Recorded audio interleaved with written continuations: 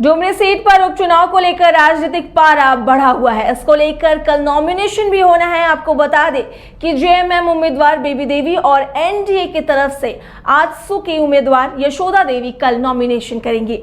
उपचुनाव को लेकर नामांकन की अंतिम तिथि 17 अगस्त है। 18 अगस्त को नामांकन पत्रों की जांच होगी। 21 अगस्त तक नामांकन वापस लिया जा सकता है। आपको बता दें कि डुमरी सीट पर उपचुनाव को लेकर राजनीतिक पारा बढ़ा है और इसको लेकर कल नॉमिनेशन भी होना है। आपको बता दें कि जेएमएम उम्मीदवार बेबी देवी और एनडीए की तरफ से आजसू की उम्मीदवार यशोदा देवी कल नॉमिनेशन फाइल करेंगी। उपचुनाव को लेकर नामांकन की अंतिम तिथि 17 अगस्त है। वहीं 18 अगस्त को नामांकन पत्रों की जांच होगी। इसके साथ ही 21 अगस्त तक नामांकन वापस लिया जा सकता है। अधिक जानकारी के लिए हमारे साथ हमारे सहयोगी शहनवाज जुड़ चुके हैं। शहनवाज, डुमरी उपचुनाव को लेकर अब राजनीतिक पारा काफी बढ़ गया है और ऐसा बताया जा रहा है कि कल जेएमएम की उम्मीदवार बेबी देवी और एनडीए की तरफ से आजसू की उम्मीदवार यशोदा देवी नॉमिनेशन फाइल करेंगे। इस पर क्या कुछ जानकारी है? बिल्कुल आपने सही कहा कि कल का दिन यानी 17 अगस्त का दिन जो है वो बेहद महत्वपूर्ण रहने वाला है और एनडीए और यूपीए के साथ ही जो निर्दलीय हैं उसमें बहुत सारे लोग जो हैं कल नॉमिनेशन करेंगे। लेकिन महत्वपूर्ण नॉमिनेशन एनडीए की तरफ से यशोदा देवी का है और जेएमएम की तरफ से बेबी देवी का ये नॉमिनेशन है। कल मुख्यमंत्री के भी शिरकत करने की बात कही जा रही है, क्योंकि मुख्यमंत्री ही यूपीए की तरफ से पूरे चुनाव की कमान संभाले हुए हैं। बेबी देवी के तमाम प्रचार प्रसार में खुद मुख्यमंत्री इंटरेस्ट ले रहे हैं। जाहिर सी बात है मुख्यमंत्री हेमंत सोरेन की मौजूदगी रहेगी। दूसरी तरफ यशोदा देवी है तो जाहिर सी बात वो एनडीए की उम्मीदवार है। भले ही पार्टी उनकी आजसू हो, लेकिन एनडीए के तौर पर बीजेपी के वरिष्ठ नेताओं की मौजूदगी रहेगी। आजसू सुप्रीमो सुदेश महतो की मौजूदगी रहेगी, तो इधर से मुख्यमंत्री हेमंत सोरेन की मौजूदगी रहेगी, कांग्रेस के बड़े नेताओं की मौजूदगी रहेगी। तो जाहिर सी बात है दोनों तरफ से कल जो दिन है वो बेहद महत्वपूर्ण रहेगा। और कल देखने वाली बात यह होती है कि जो लोग वहां पहुंचेंगे उसमें क्या कुछ एक दूसरे पर आरोप लगाते हैं, क्या कुछ बयानात देते हैं वो।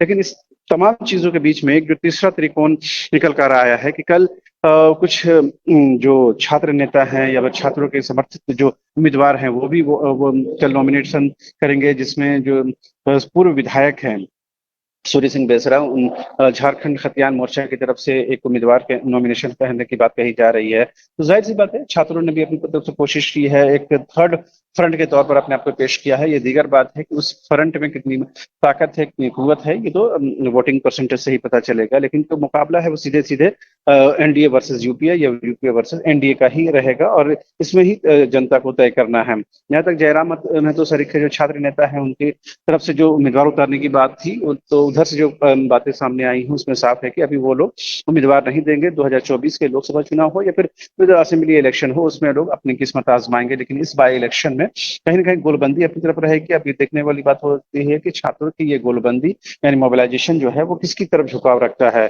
तो वो जाहिर सी बात है जब वोटिंग परसेंटेज सामने आएगा तो चीजें सामने हो जाएंगी। लेकिन मुख्यमंत्री के तौर पर जिस तरह खुद वो कमान संभाले हुए हैं, इस बीच ईडी का जो समन उनको मिला है उसके बाद उन्होंने रिटालिएट किया है, कानूनी कार्रवाई की बात कही है। तो जाहिर सी बात है इन तमाम चीजों के बीच में ये बाई इलेक्शन हो रहा है और बेहद महत्वपूर्ण इस लिहाज से है कि रामगढ़ में यूपीए को हार का मुंह देखना पड़ा था और एनडीए के उम्मीदवार के तौर पर आजसू के उम्मीदवार ने जीत दर्ज की थी। अगर इसी तरह की यहाँ पर रिपीट अगर एनडीए कर पाता है तो जाहिर सी बात है 2024 में वो कहीं ना कहीं उनको फायदा होगा, कहीं ना कहीं उनका जो मोराल है वो बूस्ट करेगा। लेकिन अगर यूपीए इसमें जीत करता है तो कहीं ना कहीं वो जो खामियां रह गई थी रामगढ़ बाई इलेक्शन में, तो वो कहीं ना कहीं उसको दूर करने के बाद कहीं ना कहीं उनके लिए एक बेहतर मौका होगा कि वो 2024 के लोकसभा चुनाव से पहले अपने आप को बेहतर स्थिति में कर पाए। बहरहाल कल देखने वाली बात होती है कि नेताओं की तरफ से क्या कुछ बयान आते हैं। जी शहनवाज, इस जानकारी के लिए आपका शुक्रिया।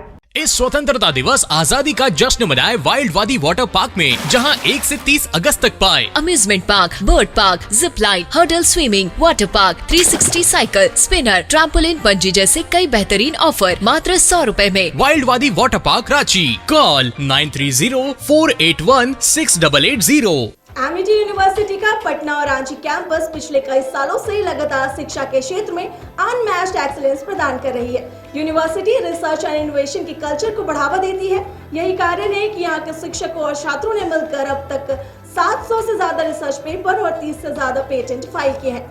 यही नहीं, यहाँ के फैकल्टीज और स्टूडेंट ने 50 से अधिक किताबें पब्लिश की हैं। यूनिवर्सिटी के दोनों ही कैंपस में स्टूडेंट को कॉर्पोरेट प्लेसमेंट प्रोसेस को क्रैक करने के लिए ट्रेनिंग दी जाती है और इसलिए एमिटी यूनिवर्सिटी अपनी स्थापना से ही देश विदेश के कई जानी मानी मल्टीनेशनल कंपनीज जैसे Amazon, Accenture, JP Morgan, GPT, TCS, Wipro, ITC, federal bank, Hindustan Unilever जैसे 180 रेप्यूटेड कंपनीज के लिए रिक्रूटमेंट की प्रेफर्ड चॉइस बन गई है। यही वजह है कि आयुष कुमार को जेपीटी कंपनी लिमिटेड में 24 लाख, जान निसार अख्तर को अमेजॉन से 30 लाख और देव नरूला को ह्यूमन होल्डिंग कंपनी लिमिटेड में 44.5 लाख का पैकेज मिला।